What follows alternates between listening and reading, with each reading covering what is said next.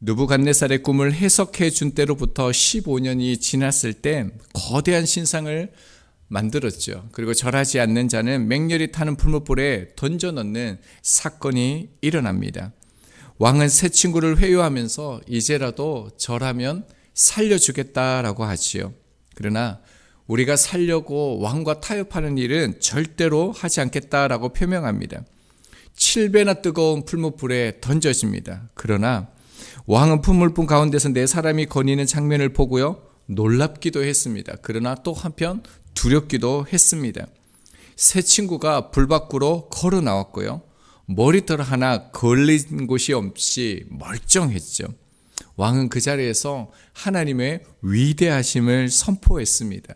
자, 이 이후의 사건인데요, 우리 28절 다시 봅니다. 느부갓네살이 말하여 이르되 사드락과 메삭과 아벳느고의 하나님을 찬송할지로다. 그가 그의 천사를 보내사 자기를 의뢰하고 그들의 몸을 바쳐 왕의 명령을 거역하고 그 하나님 밖에는 다른 신을 섬기지 아니하며 그에게 절하지 아니한 종들을 구원하셨도다. 하나님을 찬송했습니다. 그 이유가 뭡니까? 다른 신을 섬기지 않기 위해서 왕의 명령을 거부했다는 거예요. 그리고요, 신상에게 절하지 않는 이들을 하나님께서 구원하셨다라고 말합니다. 구원하셨다는 것은 자유롭게 하다는 거죠. 해방했다는 것입니다. 건져냈다는 겁니다. 3장 15절에서도요. 즉시 너희를 맹렬히 타는 풀무불 가운데에 던져 넣을 것이니 능히 너희를 내 손에서 건져낼 신이 누구이겠느냐라고 말했습니다. 느부갓네살 왕은 그 누구도 이 풀무불 가운데서 너희를 구원할 신이 없다라고 단정했습니다. 아주 자신만만했죠. 여러분, 지금 15절에서 28절까지 시간이 얼마나 걸렸을까요? 지금 왕하고 대답하고 있는 거죠. 10분? 1시간? 하루가 지났습니까? 그렇지 않죠. 길어야 몇 시간일 것입니다. 여러분, 그 짧은 시간에 왕의 내뱉은 말을 완전히 뒤집고 있습니다. 그가 그의 천사를 보내었다, 구원했다, 그러면서 하나님을 지금 찬송하고 있다는 거죠. 자, 그래서 29절을 보면요, 그러므로 라고 시작하고 있습니다. 왕의 태도를 완전히 바꾸었다는 것입니다. 그리고 난 후 실제로 그의 행동을 보면요, 이렇게 말합니다. 내가 이제 조서를 내리노니 라고 말씀합니다. 왕 스스로가요, 이제 사드락과 메삭과 아벳느고의 하나님을 위한 법령을 만들게 되어 있습니다. 뭐라고 얘기합니까? 누구든지요, 어느 민족이든지 어느 인종이든지요, 그리고 난 후에요, 하나님께 경솔히 말하거든 그 몸을 쪼개고 그 집을 거름토로 삼을지니 이는 이같이 사람을 구원할 다른 신이 없음이니라 하더라 라고 얘기합니다. 그럼 어떻게 이런 일이 이 짧은 시간에 몇 시간도 안 흘렀는데 이런 일이 일어날 수 있을까요? 왕은 지금 조서를 내려서요, 하나님을 함부로 말하지 않도록, 경홀히 여기지 않도록 하는 것입니다. 이 명령을 어기는 자는 그 몸을 쪼개고요, 그 집을 거름토로 삼겠다라고 조서를 내렸습니다. 조금 전까지만 해도요, 자기 신상에 절하지 않으면 다 죽여버리겠다라고 그렇게 얘기했는데, 이제는 하나님을 대적하는 자, 하나님의 이름을 만홀히 여기는 자를 다 죽이겠다라고 얘기합니다. 그 이유를 한 번 더 강조하죠. 하반절에 보면요, 이는 이같이 사람을 구원할 다른 신이 없음이니라 하더라라고 얘기합니다. 새 번역을 보면요, 이와 같이 자기를 믿는 사람을 구원할 수 있는 신은 다시 없을 것이다 라고 말합니다. 자, 하나님을 높이고 있는데요, 그리고 난 후 마지막 30절은 이렇게 말합니다. 왕이 드디어 사드락과 메삭과 아벳느고를 바빌론 지방에서 더욱 높이니라. 그들을 가장 뛰어난 자리까지 왕은 그들에게 큰 상급을 내리게 되어집니다. 자, 오늘 본문은 여기까지인데요, 느부갓네살 왕은 새 친구의 모습을 통해서 하나님이 함께 하심을 경험하게 되고 지극히 지금 하나님의 그 높고 위대하심을 찬송하고 있습니다. 자, 이런 모습은요, 우리가 앞서서도 보았습니다. 다니엘 2장 47절이요. 너희 하나님은 참으로 모든 신들의 신이시요 모든 왕의 주제시로다 라고 얘기하고 있습니다. 얼마나 대단한 고백입니까? 그런데 우리가 앞서도 보았던 것처럼 나의 하나님이 아니라 어떻게 고백했죠? 너희 하나님이라 라고 말하고 있습니다. 지금 느부갓네살은 위대한 고백을 하고 있지만 그 하나님을 유일신으로 믿는 것이 아니라 다른 많은 신들 중에 뛰어난 신이다 라고 말하는 것이죠. 자, 다니엘 4장 18절을 보면요, 나 느부갓네살이 이 꿈을 꾸었나니 너 벨드사사라 그 해석을 밝히 말하라 라고 얘기합니다. 이제 4장에 가면 느부갓네살 왕이 두 번째 꿈을 꾸게 되어집니다. 그래서 다니엘을 불러서 이 꿈을 다시 해석하라 라고 얘기합니다. 그런데 앞서 우리가 2장과 3장에서 놀라운 그 하나님을 찬송하는, 경배하는 우리 이 왕을 보았는데요, 4장에 가면 뭐라고 얘기하냐면요, 다니엘의 바벨론식 이름인 너 벨드사사라라고 얘기하고 있습니다. 무엇을 말해주는 걸까요? 하나님의 그 크심을 경험했지만은요, 자기 신이죠. 마르득을 통해서 이 모든 것을 알기 원한다는 것입니다. 자, 그러니까 우리가 이 본문에서 유심히 보아야 될 것은 무엇이냐면요, 지금 왕이 신앙 고백같이 하나님 앞에 이렇게 그 이름을 높이고 있지만 이 고백은요, 자기 자신을 위한 고백이라는 것을 알 수 있습니다. 자기와 자기 나라를 보호하기 위한 그런 고백이라는 것을 우리가 알 수 있습니다. 자, 이와 같은 사람이 누구냐면요, 가룟 유다와 같습니다. 요한복음 13장 21절 이하를 보면 이제 가룟 유다가 실제로 예수님을 배반하는 장면이 나오죠. 이제 최후의 만찬 때에 가룟 유다가 예수님 우편에 앉은 걸로, 왼편에 앉은 걸로 봅니다. 왜냐하면 유대 문헌에 보면 주인의 왼쪽 자리가 가장 좋은 상석입니다. 명예로운 자리이죠. 예수님께서 떡을 떼어서 초를 찍어서 그 음식을 주는데 나를 팔자가 누구냐 했을 때 가룟 유다에게 주게 되어지죠.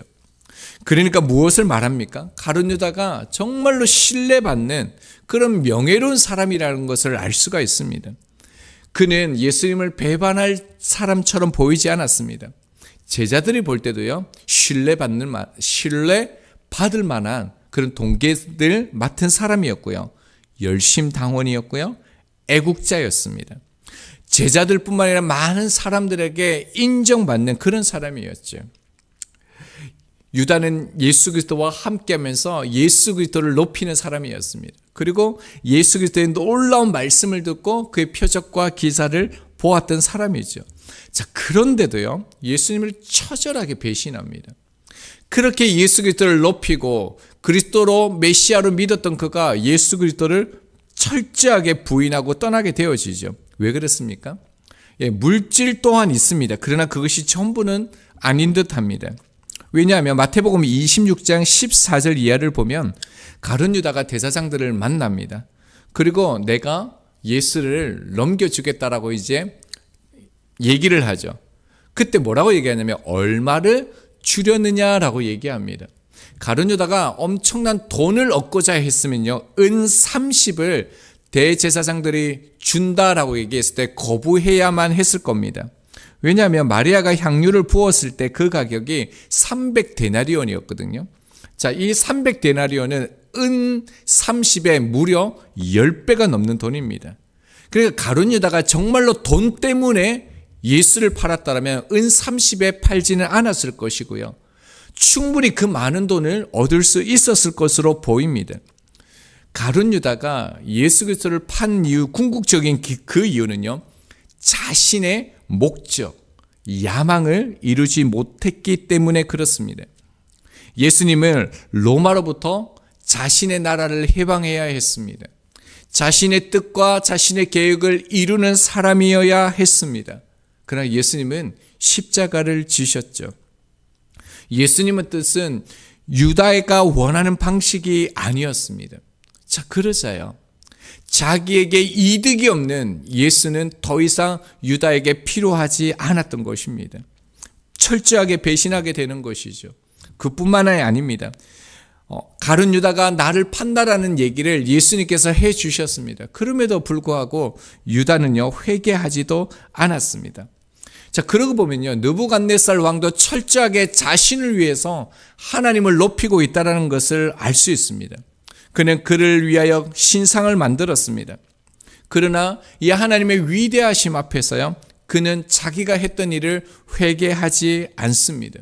이제 앞으로 보면 4장 이후에 이런 장면들이 나오게 되어지죠. 왕은 지금요, 여호와 하나님을 알지만 믿지 않고 있다라는 것입니다. 자, 그런데요, 이제 우리가 본문에서 유익 있게 보아야 될 것은 무엇이냐면, 믿지 않는 자가 하나님을 찬송했다라는 거죠. 자, 다시 28절이요. 느부갓네살이 말하여 이르되 사드락과 메삭과 아빈느고의 하나님을 찬송했다라는 거예요. 여러분, 우리는 여기에서 보아야 될 게 느부갓네살 왕이 자신을 위해서 신앙생활을 했다, 하나님을 높였다, 이걸 보는 게 아니라요, 믿지 않는 자들, 그 중에서도 가장 뚜렷하게 세상이라고 말하는 이 바벨론 왕이요, 사드락과 메삭과 아빈느고를 보고 하나님을 찬송했다는 것을 우리가 유익 있게 보아야 된다는 겁니다. 여러분, 오늘 이 짧은 구절을 통해서 우리가 무엇을 보아야 되냐면요, 느부갓네살 왕과 같은 불같은 세상에서 우리의 모습을 보고 세상이 하나님을 찬송하는 삶을 살아야 된다는 겁니다. 우리의 모습을 통해서 하나님을 알게 하고 하나님을 높여야 된다는 삶을 오늘 본문을 통해서 말씀하시는 거죠. 자, 그렇다면 어떻게, 구체적으로 어떻게 살아야 될까요? 자, 28절을 다시 보면요, 중반절에요, 그들의 몸을 바쳐 왕의 명령을 거역했다라고 얘기하는데, 먼저는 우리가 바쳐야 된다는 거예요. 여러분, 우리의 몸을 바치는 삶이 있어야 돼요. 여기서 이 바치는요, 드리다라는 표현도 있지만 기초를 놓다, 이런 의미입니다. 무엇입니까? 기초를 놓는 것은 세상 가운데요, 세상의 가치에 저항한다라는 거예요. 하나님을 섬기는 기초가 그들의 몸이었다라는 겁니다. 그러니까 신앙은 마음으로만 하는 게 아니라는 거죠. 신앙이라는 것은 생각으로만, 입술로만 하는 게 아니었다는 거죠. 여러분, 사드락과 메삭과 아빈느고는 말로만 고백하지 않았어요. 그리 아니하실지라도 그것만 한 게 아닙니다. 실제로요, 몸을 바쳤다라는 거예요. 실제로 풀물봉 가운데 들어갔다라는 거예요. 그래서 사도 바울은 이렇게 말합니다. 로마서 12장 1절이요. 그러므로 형제들아, 내가 하나님의 모든 자비하심으로 너희를 권하노니 너희 몸을 하나님이 기뻐하시는 거룩한 산 제물로 드리라. 드리라라고 똑같이 말하고 있습니다. 우리의 몸을요. 여러분, 하나님께 드리는 제사는요, 당연히 정결하고 흠이 없어야 합니다. 그렇기 때문에 우리는 우리의 일상 속에서요, 말과 우리의 마음의 고백뿐만 아니라 우리의 몸이 이 정결함으로 드려져야 된다는 것을 말하고 있다는 겁니다. 이것을 좀 더 구체적으로 풀면요, 제사에 바쳐지는 그 모든 제물은 모두 반드시 죽었습니다. 그러니까 우리의 삶에 나를 드린다, 바친다, 이런 것은요, 철저히 나를 죽인다라는 것입니다. 그 상황마다 하나님 앞에 나를 바쳐서 나를 죽이는 삶을 이들처럼 살아가야 된다는 것입니다. 이런 몸을 바치면 어떻게 되어지겠습니까? 계속적으로 28절 그 다음 구절을 보면요, 왕의 명령을 거역하고 라고 되어져 있죠. 여러분, 이 거역하고라는 이 단어가요, 단순히 거역하다는 이 단어의 의미뿐만 아니라 바꾸다, 변화시키다라는 단어의 그 의미가 담겨져 있습니다. 자, 그러니까 우리의 몸을 바쳐서 어떻게 해야 된다고요? 나를 죽여서요, 변화시켜야 된다는 거예요. 새롭게 해야 된다는 거예요. 그러니까 하나님의 나라의 백성으로서 불같은 세상 가운데 있지만 우리의 몸으로요, 변화된 삶을 보여야 된다는 거예요. 행함을 말씀하고 있다는 거죠. 자, 그렇게 되어지면 어떻게 된다고요? 자, 다시 그 다음 구절 28절 그 다음을 보면요, 하나님 밖에는 다른 신을 섬기지 아니하며 라고 얘기하고 있죠. 여기서 섬기다라는 것이요, 우리가 지금 드리는 이 섬기다, 예배하다, 이 단어입니다. 자, 그런데 이 예배하다라는 이 단어의 어근이 참 중요합니다. 어디서 왔냐면요, 밭을 경작하다라는 이 개념에서, 이 어근에서요, 이 섬기다, 예배하다라는 것입니다. 자, 그러니까 예배한다는 것이 무엇입니까? 열심히 밭을 경작하는 거. 이 말에서 나온다는 겁니다. 자, 그러니까 하나님의 나라의 그 방식을요, 우리가 바쳐서 우리의 몸으로 어떻게 해요? 세상에서 밭을 가는 것처럼 그렇게 우리의 몸을 바쳐서 바꾸고 새롭게 하는 것이 우리의 모습이어야 된다라는 겁니다. 그런 우리의 모습을 볼 때 믿지 않는 자들도요, 세상이라는 바벨론의 그 왕과 같은 이들도 우리의 모습을 통해서 하나님을 알게 되어지고 하나님을 찬송하게 되어진다는 겁니다. 초대교회 가운데 무서운 핍박이 있었지만 사도행전 2장을 보면 사도의 가르침을 통해 더욱더 제자의 그 그리스도의 제자로서 세워지는 것을 보게 되어집니다. 초대교회는 말씀과 기도의 뜨거운 공동체였죠. 이들의 모습은 어떻습니까? 사랑과 또 말씀과 기도와 그 나눔을 통해서 실제로 모든 물건을 서로 통용하고 재산과 소유를 팔아서 정말 그들의 삶을 경작한 것이죠. 삶을 바쳐서 삶을 들여서 그렇게 세상의 방식에 거역하면서 예배자로 살았죠. 그러니까 그 거대한 세상과 같은 초대교회 때 어떤 일이 일어났다고 말합니다.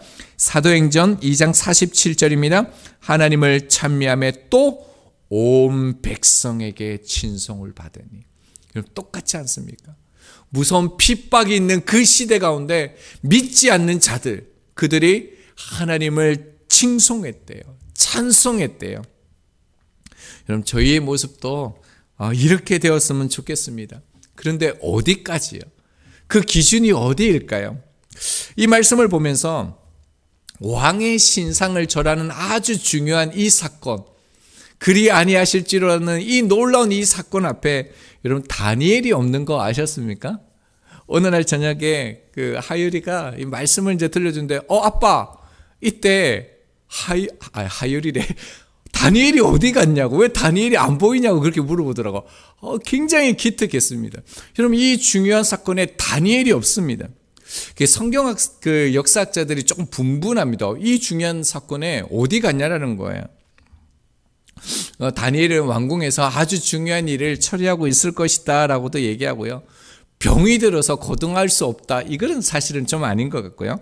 그리고 해외 출장을 갔다, 이렇게 보는 견해도 있습니다. 근데 사실은 이렇게 중요한 자리에 다니엘을 해외 출장을 보냈다라는 것도 맞지 않습니다. 그리고 왕궁에서 이보다 더 중요한 일을 맡았다, 그것도 맞지가 않다라는 겁니다.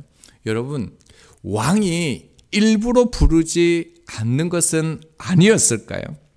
여러분, 만약에요 다니엘이 왕의 신상 앞에 있었더라면 여러분 어떻게 했을 것 같습니까? 당연히요, 사드락과 메삭과 아벳느고처럼 죽음을 두려워하지 않고요, 왕의 신상 앞에 절하지 않았을 것입니다. 여러분, 왕은요 이미 다니엘이 어떤 존재인지 알았다라는 거예요. 그와 함께하는 지금의 그 삶을 통해서 하나님 앞에서 사는 이 다니엘을 이 자신의 그 신상 앞에서 경배하는 것에서 의도적으로 제외한 것이죠. 이미 다니엘은 어떻게 할지 아는 것입니다. 너무 그가 지금 보여주는 삶, 보이지 않지만 다니엘이 이미 분명하게 그들의 삶 속에서 어떤 삶을 살았는지를 아는 것입니다. 뻔한 것이죠. 여기에 있어도 절하지 않을 것이기 때문에 오히려 왕이 난처해지는 사건이 있기 때문에 다니엘을 부르지 않은 것입니다. 여러분, 다니엘과 세 친구는요 산 재물이었습니다. 산 재물은 살아있는 재물이죠. 저희도 그랬으면 좋겠습니다. 저희 교회도 더욱더요, 누가 봐도 그 상황에 없어도 저들은, 저 교회는 반드시 이 말씀대로 선택할 거야, 이 하나님 말씀대로 행동할 거야, 이 말을 들을 때까지요, 저희들의 몸과 마음을 밭을 가는 것처럼 더욱더 이 세상 가운데 바치고 또 거역하고, 그렇게 우리가 예배자로 살아감으로 그렇게 우리의 삶을 통해서 하나님 앞에 사는 모습을 더욱더 드러낼 수 있는 저희들이 되기를 소망합니다. 함께 기도하겠습니다. 저희들의 모습도 정말 그러했으면 좋겠습니다. 그들 앞에 있을 때뿐만 아니라 그것은 당연한 것이고요. 그들이 우리를 생각할 때 저들은 반드시 말씀대로 살아갈 거야. 뻔히 말씀대로 살아갈 거야. 어떻게 나올지 아는 그런 우리의 모습, 우리의 교회가 되어서 더욱더 하나님의 말씀을 드러낼 수 있는 저희 교회가 되어질 수 있도록 또